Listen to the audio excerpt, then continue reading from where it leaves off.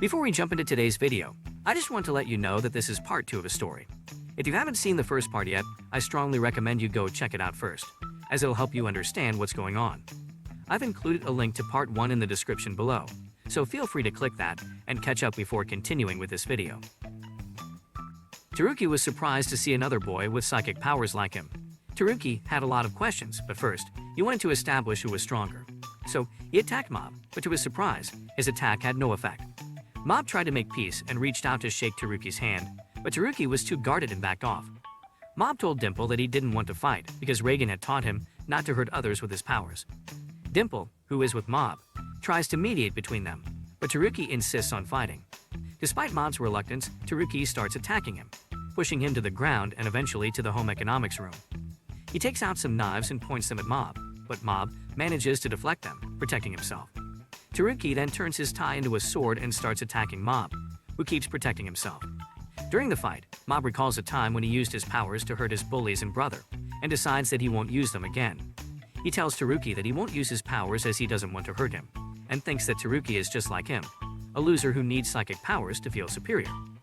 However, Teruki becomes angry and starts choking Mob, blaming him for taking his world from him, where he was super popular. Despite being choked, Mob still refuses to use his powers and starts lightly punching Teruki. He eventually passes out, but as his emotions reach 100%, he awakens with enormous power. Teruki is initially happy that Mob has finally decided to fight, but Mob easily breaks Teruki's barrier and starts laughing. Teruki realizes that Mob is unconscious and that he has unleashed an unimaginable amount of power that has caused the school to crumble, and rubble starts flying. Teruki starts crying, saying he is sorry and won't use his powers against other people again. All the rubble and Teruki are sent above the clouds, where he realizes he is just an average person. Mob awakens and realizes that he cannot change as he has used his powers against a person. His emotions of sadness reach 100%, and he reconstructs the entire school building from the rubble. The other students of the school, including Tsuyoshi Adano and the Black Vinegar students, awaken and see Teruki running in fear. The Body Improvement Club members check on Mob to see if he is okay, making Teruki realize that he has lost everything. After the fight, Mob spent 3 hours looking for Dimple, but couldn't find him. He went home, and his brother Ritsu gave him a towel to dry off. Mob apologized for hurting Ritsu in the past, but Ritsu told him it wasn't his fault. Later, Ritsu watched TV and saw footage of the rubble in the sky, realizing that something had happened to Mob that was beyond their understanding. Next day, Reagan was performing a seance with a client named Hitoshi. He managed to connect with Hitoshi's father, but there was a problem.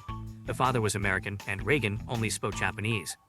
Reagan informed Hitoshi that there was an extra fee for translating languages, but Hitoshi was comfortable speaking in English. Despite this, Reagan continued the seance in Japanese. Hitoshi asked his father for the password to his safe, but Reagan couldn't guess it. Suddenly, Hitoshi pulled out a knife and pointed it at Reagan. In an act of self-defense, Reagan knocked him out, explaining later that he had no other choice. After witnessing this, Mob wondered if he could use his powers in self-defense. He thought of different ways he could harm someone, like shaving their head, stripping them naked, or even making them lose their friends and destroy their school. However, Reagan told him that using his powers for such purposes was too extreme. Instead, he encouraged Mob, telling him that his powers were helping people. Eki spoke to Mob, discovering that Teruki was also a psychic, and that the two of them had battled at Black Vinegar Middle School. However, Mob refused to speak about it. Tom overheard this conversation and asked Mob if there were other psychics like him. Mob confirmed that there were, but he hadn't seen any others and couldn't sense his master, as his powers were supernatural, not psychic. Tom asked Mob out, and they looked for other telepathic people together. Eventually, Mob saw an adult psychic, but he felt that this person was dangerous, so he didn't tell Tom about it.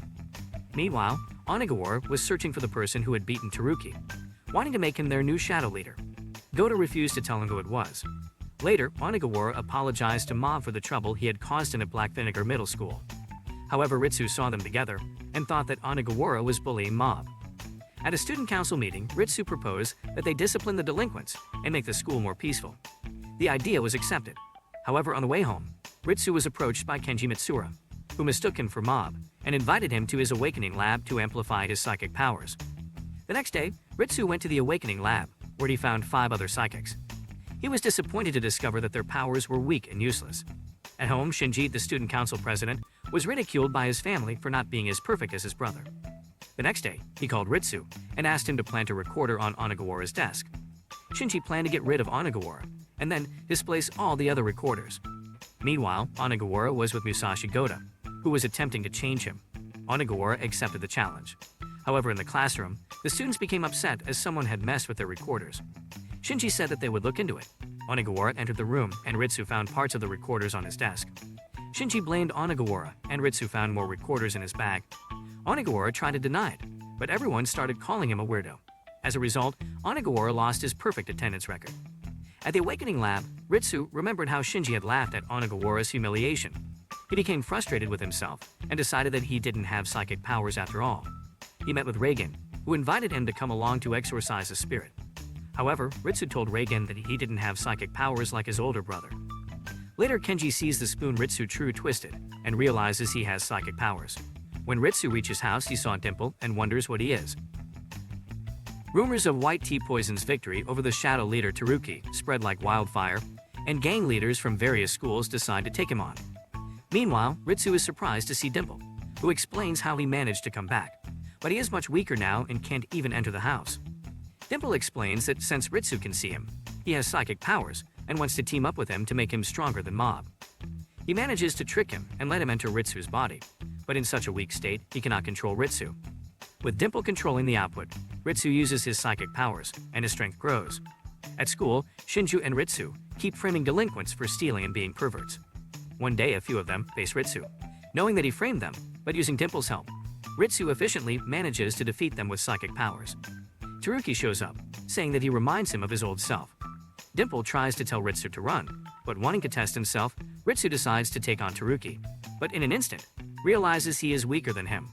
As the wind blows, Teruki grabs his wig to hold it as Ritsu and Dimple see an opportunity to escape.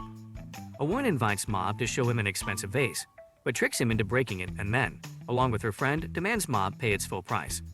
Reagan comes looking for Mob and quickly understands the situation and acts as if they injured him, did psychological damage, and ruined his suit, asking them for the same amount they want from Mob. The con artists tell Reagan that breaking the vase means a curse will fall upon them, but Reagan comments on a haunting spirit he removed earlier and will send after them. They start laughing, but then the lights break and paintings start falling, scaring them. Later, Reagan congratulates Mob for scaring them, but Mob explains it was the cursed spirit he sent after them. Shinji and Ritsu keep going after Onigawara, but one day a gang leader from another school shows up at the school's gate. Ritsu takes him on and beats him. While going home, Shinji gets beaten by different gang members, wondering if he was White Tea Poison. As he gets beaten the next day, Shinji also stops attending school. One day, Ritsu gets surrounded by multiple gangs wondering if he was White Tea Poison. Teruki sees them and realizes Ritsu is pretending to be Mob, so he goes to call him. Meanwhile, another man sees the upcoming fight, commenting that he found him, and decides to watch the fight first. Ritsu takes on all of the gang members and easily beats them. As he finishes them, Mob shows up, asking Ritsu what he is doing. Teruki had been searching for Mob for some time, and when he finally found him, he brought him to Ritsu. However, Teruki soon realized that Ritsu had been using Mob's name, and upon learning that Ritsu was his brother, he made the difficult decision to leave them alone and not watch the brothers fight. Mob was stunned to learn that Ritsu had defeated a group of tough guys on his own. Ritsu explained that he was no longer afraid of Mob now that he had psychic powers. Until then, Ritsu had always tried to be friendly and not stress Mob, as he couldn't protect himself from his brother's powers. Dimple knew he couldn't win and ran away, while Ritsu attacked Mob. Despite being attacked by his own brother, Mob congratulated Ritsu on his newfound abilities. Afterward, Mob went to apologize to the beaten guys who had asked him to grovel, and he humbly did so. Meanwhile, Yoshike had broken into the Awakening Lab and obtained information on Mob, who they believed to be Ritsu. He had sent Koyama after him. As Megumu confirmed that Mob was in front of him, he attacked Ritsu. Megumu proceeded to beat everyone up and make them grovel before him. He tried to leave with Ritsu, but Mob wouldn't let him. Using his psychic powers, Megumu easily broke through Mob's barrier and started beating him badly. Even Ritsu attempted to stop him, but he also got beaten. Mob's animosity reached 100%, and he started beating Megumu relentlessly.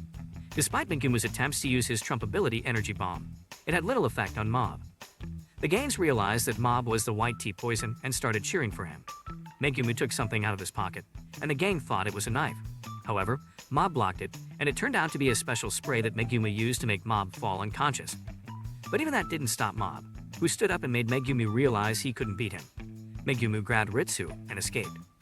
The gang thanked Mob for saving them, but Teruki showed up and warned them that it was still dangerous to be around Mob. He took Ma to his place to recover and told him about Claw, an organization started by dangerous espers with a membership of over 100. They brainwashed young espers and made them into their own soldiers. Mob and his friends went to the Awakening Lab and found it had been attacked. They found Kenji Mitsura, who had invited Mob but Ritsu pretended to be him, and the other espers from Awakening Lab were kidnapped. Megumu and Yusuke led Ritsu and the other espers through a forest to a secret facility. And that's a wrap for part 2 of this video. I hope you found it enjoyable. If you're interested in seeing part 3, be sure to let me know in the comments below. Your feedback helps me understand what you're interested in seeing more of, so I can plan future videos accordingly. And if you like this video, please don't forget to like and subscribe to my channel. It really helps me out and lets me know that you're finding value in what I'm sharing.